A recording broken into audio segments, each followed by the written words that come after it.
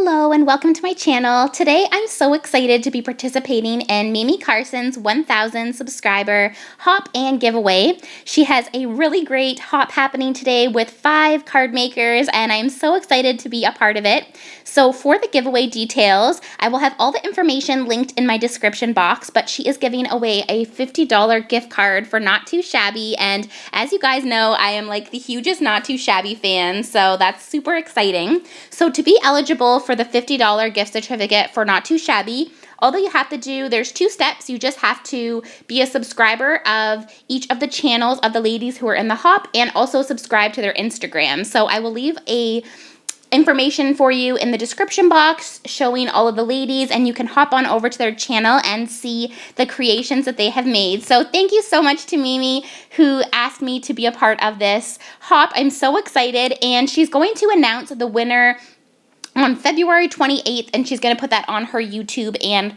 her Instagram. So I'm going to show you the card that I made for this hop, and I'm so excited about this card.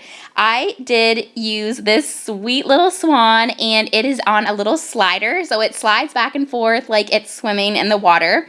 So I have a process video for you guys of this, but first I'll start out by showing you the products. So all the products that I'm going to be sharing are from Not Too Shabby, which I will link below. Here's all the information as well, and if you do head over to the shop, you can use my coupon code to receive 10% off your purchase, which is Crafty Girl. So this is the stamp set that I chose. Mamie allowed me to pick a stamp set from the Not Too Shabby shop, which was so super sweet. So I picked this one because I love this little swan. Look at, she has little eyelashes, and there's these 2 little lovebirds in the back of the little swan ride. It comes with 2 sentiments: you are my fairy tale and you are the swan for me. And you also get those 2 cute little swans. So this one's by Avery L, and it's called Swans. And Jamie does have this one available in the shop, and it also does come with coordinating dies. I also used some dies, so I'll share those. This one is the Lawn Fawn Slide On Over die, and I used just the straight slider die here, and so this just goes back and forth and allows that to be swimming.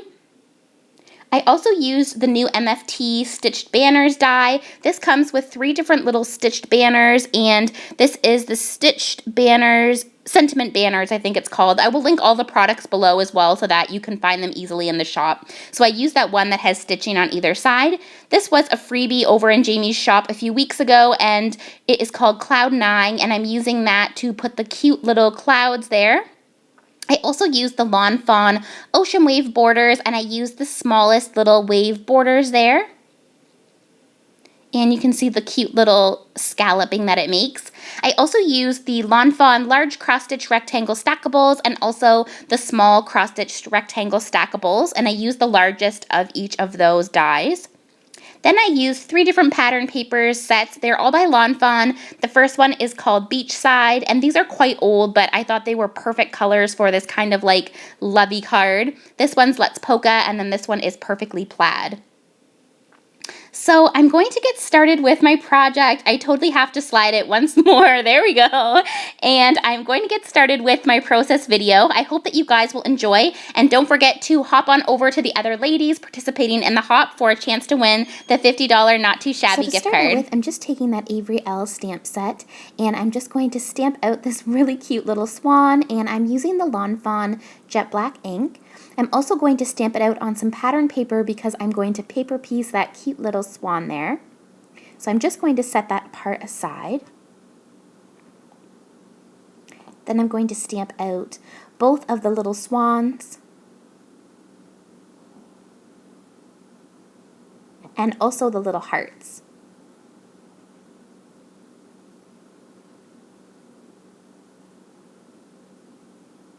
Then taking my fussy cutting scissors, these are just sewing scissors that I use, I'm just going to trim around that little swan so that I can use that for the paper piecing bit.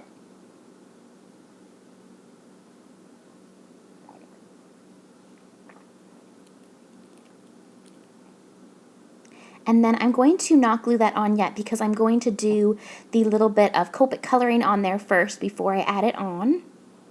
Then to start out with, I'm taking YR07, YR04, and YR02 just for the beaks.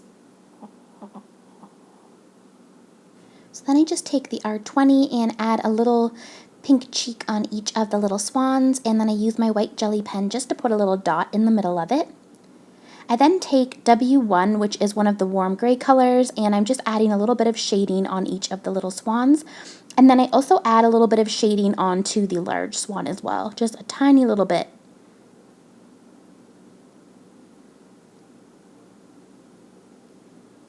Now I'm going to color in those little hearts, so I'm going to use R4,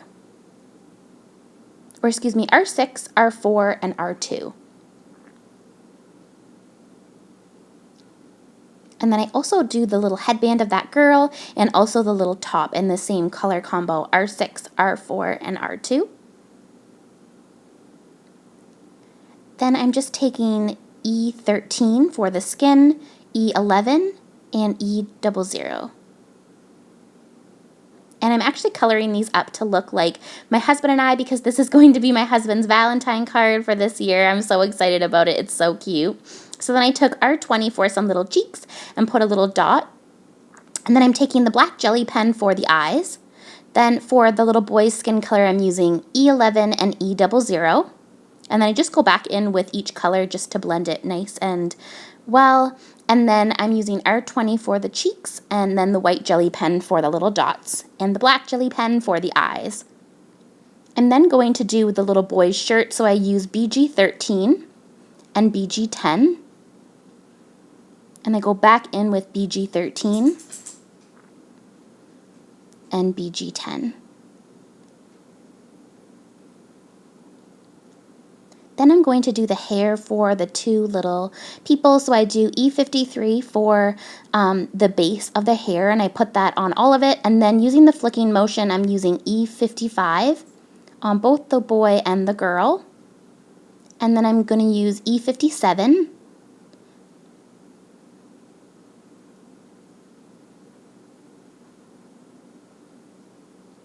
And then just on the girl, I'm going to use E59 and just do a tiny, tiny bit of that darker color. Then I'm taking my glue stick and I'm adding on this little paper piecing. And it just looks so cute. I really wanted that to be the focal point, so I wanted it to be paper pieced and really stand out. Then I take my sewing scissors and I'm just trimming out all of these little stamped images. This die does come with coordinating dies, this stamp comes with coordinating dies, so I will link that below as well if you don't like fussy cutting. So I'm just leaving a little bit of a white outline.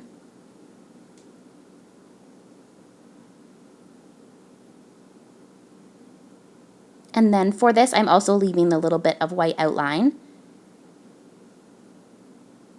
And this one was a little bit tricky to fussy cut, and I do get in those tiny little spots, and then I also do want to get in between those two little people, so I tried to get right in there and fussy cut that part out.